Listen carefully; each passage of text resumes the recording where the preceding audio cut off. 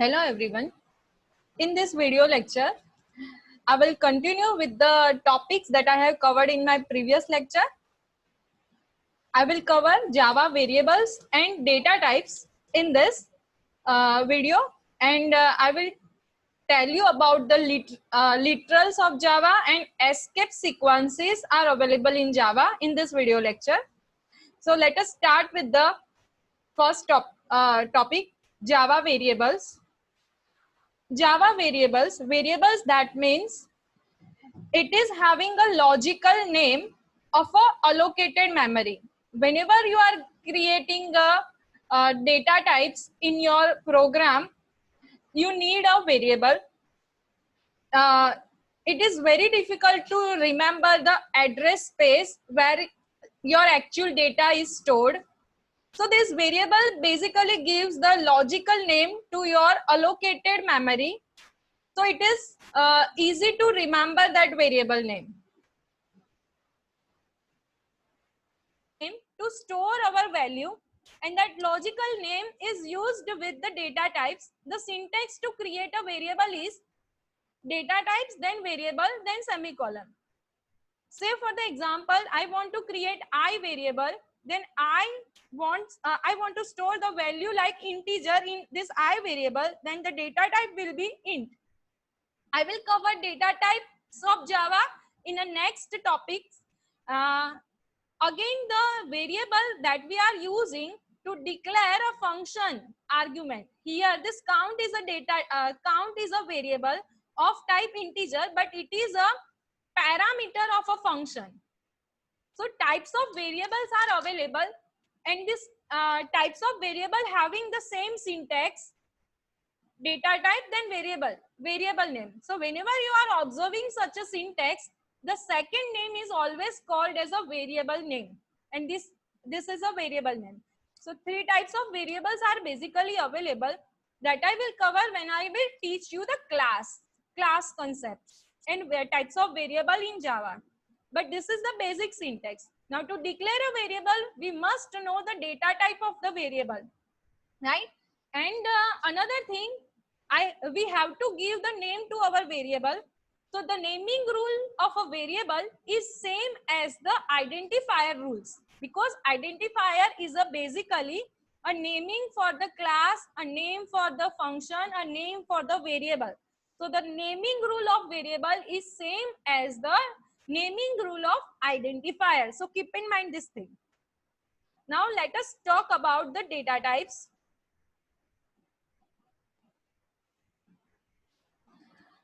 So basically in Java, 8 types of data types, 8 primitive data types available.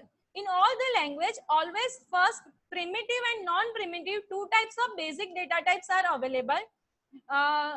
Primitive data types are available built-in, and you can customize your data type by using the non-primitive, and it is called as a non-primitive data type. It is generally called as a reference data type also. So non-primitive data type is basically called as a reference type of data type also.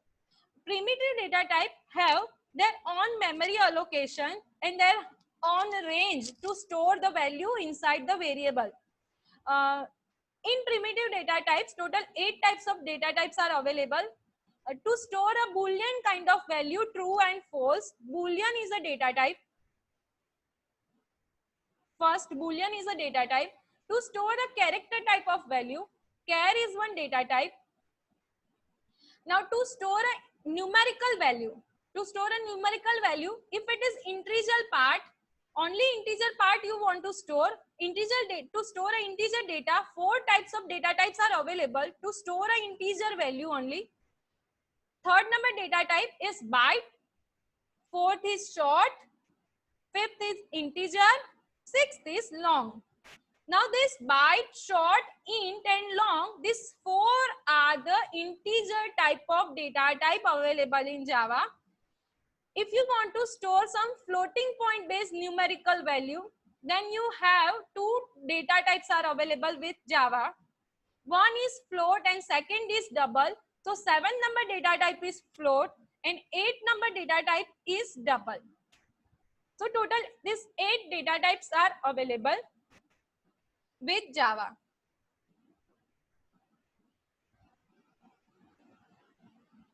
Now, if you are going for the data types, it must have some default value. If you are defining that data as a data member of the class, then all the data types having some default value. And default size that is occupied at the compile time whenever you are going to compile your code, and number of bit occupied by that variable based on the data type, and based on the bits it has some range to store the value inside the variable. So let us discuss this all the data types deeply. Here smallest data type is 1 byte for the boolean, and character having here 2 bytes. The smallest data type is actually a byte. Byte is the smallest data type that occupies only 1 byte in Java.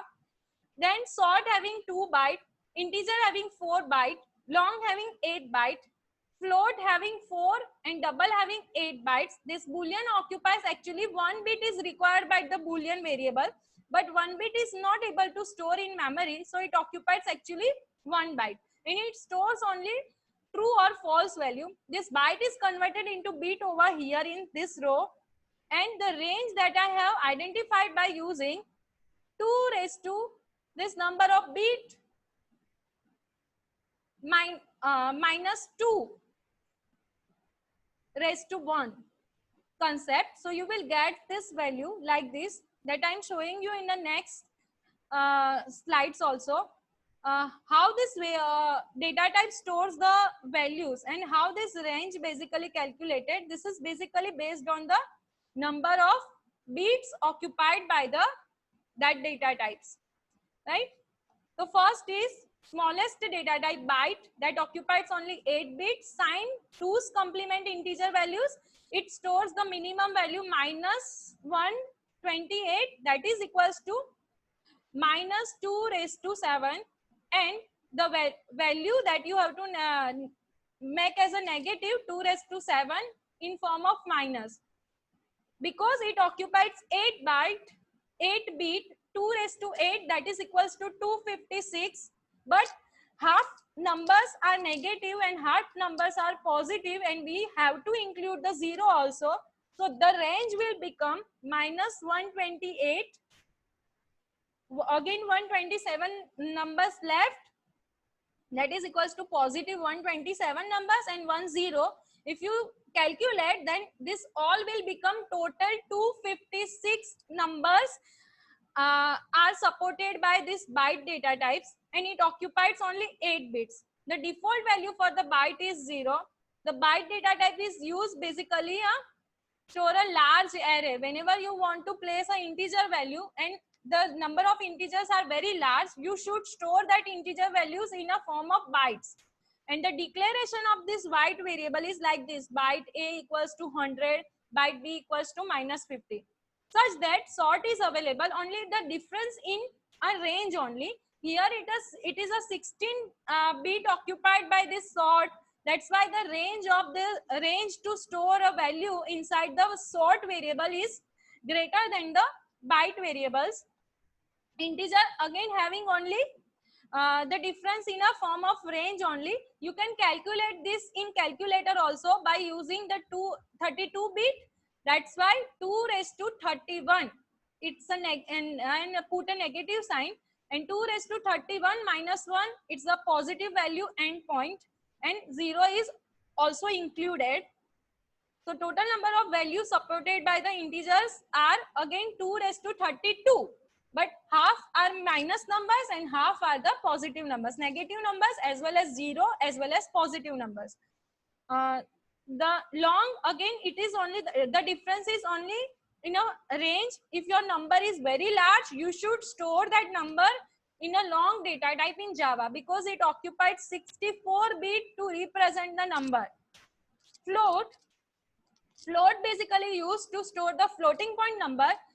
The difference between double and float is only the size occupation. It occupies 32 bit while double occupies the 64 bit to store the data, right? So whenever you want to declare a double value, you should use the D. Whenever you want to declare a floating point value, you should use the suffix small f or capital F. Again, I will cover the same thing in a literal topic also. The Boolean data type, this Boolean only stores the true and false value. If you want to declare a Boolean, you have to write the syntax like this: Boolean, then variable name, then equals to true or false.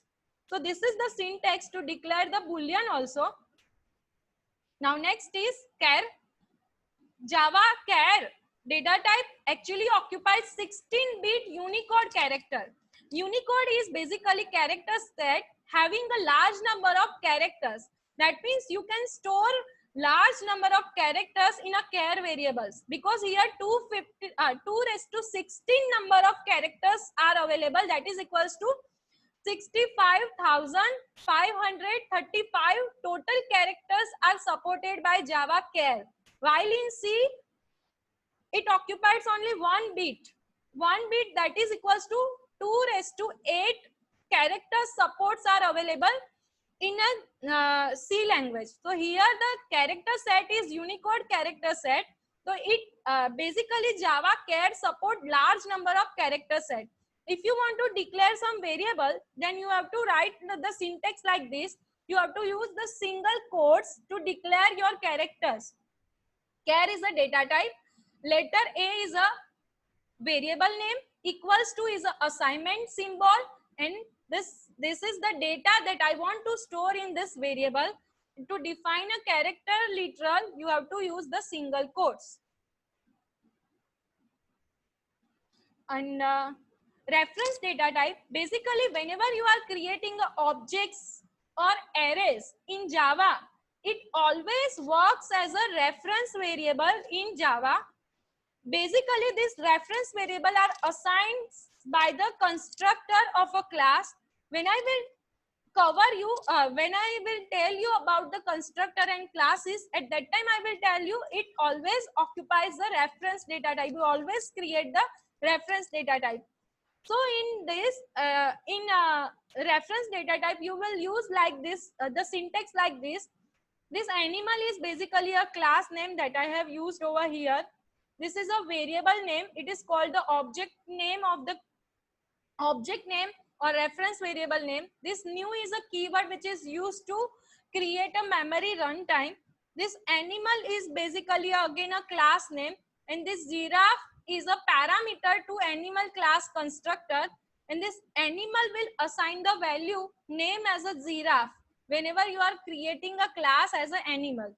So when you create the objects in a Java, it basically becomes a reference type. String that you have already used inside the parameter of a main function, it is again a reference type. Arrays of Java is basically a reference type. So class, arrays, strings, this all are the basically a reference type. The detail about that reference type that I will cover later in later videos. Now next about is a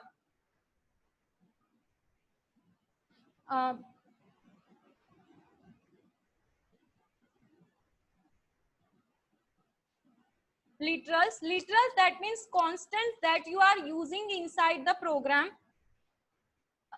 The Boolean literals are true and false. Whenever you are using 100, 500, -100, such a syntax in your program, this will become your integer literal.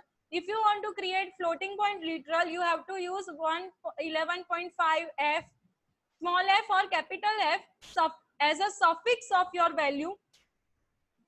Double value, if you want to create a double literal, you can directly write floating point one number. Whenever you are writing only floating point number, it always become a floating point literal, like integer. If you want to write a D and D, then also it is a correct syntax to create a double value literals. If you want to create a long value literal, you have to use this small l or capital L. The basic behind this to use this small f and d is basically it will store the 11.5 in double type of data type. Whenever you are using 11.5 f, then it will store as a float type of data type, both having same value, but the number of bit required to store this 11.5 will be different and this 11.5 will be different. It occupies here 32 bits, in it occupies over 64 bits, but both store the value same as 11.5. But basic difference behind that is number of bits occupied by that literals, right? Then same here, L long, you can define this thing as a simple integer also. But whenever you are not using this small l and capital L, at that time, it stores this long value inside the integer value only. That means inside the 32 bit. While when you use long, it stores inside the 64 bit in Java. Character literals, you have to use the single quotes. For string literals, you can use the double quotes. Then I love Java. In our program, we have already used this string literals. Welcome to Java. This printf statement having the string literals, it is also called the string literals, right? Then object, for the object you can use the null. Null is a object related literals. You can use null with the string literal also. Now next is integer literal. The integer literal having some prefix you can use with the integer literal like 0, like 0x value, then 0b value. If you want to write like this, 0, then b, then 111, then it will work as a binary literal. Whenever you are using 0777, then this value will not become a decimal value, but it will work as a octal value. O for 0, first digit 0 is for the octal value. Whenever you are using 0x as a prefix of some number, then it will become a hexadecimal value. That means this 0ff will display as an integer value 65535. This 077 will display as a 4095. So this is the decimal value and this is the octal value. That octal to decimal value conversion will be done by your compiler. So this is the again the literal that you can use as a prefix of some integer value 0b, 0, then 0x. You can use small x as well as capital X both. Here in B, you can use small b or as well as capital B both. Now escape sequence. Escape sequence is basically a notation that is used with some special characters. And this special character and the notation having some specific meaning in your program. This slash is called the escape sequence character and it is used with some characters like B, some character like T, some character like N, F, R, then slash, double quotes as well as single quotes with this U values. This is the Unicode values. If you want to print the 8, you can use this Unicode value. So whenever you are using inside the system.out.println like this syntax, slash, then this syntax I have used over here.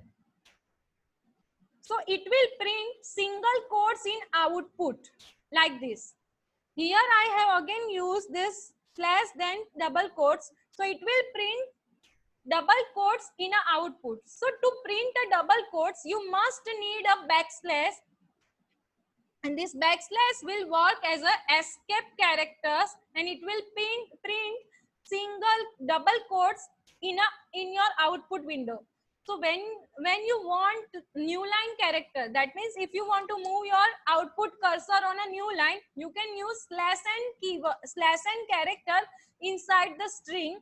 It automatically move your output cursor on a new line. So this all the character having some special meaning and the name of this character is already given. This slash t provides the tab spacing inside the output, and this all will print the Unicode character set. If you are using such a strings, it will works like a decimal value of this particular characters. So this is called the escape sequence. This all are the special type of character sequence which is used with the special character \escape characters, right? So this is about the escape sequence.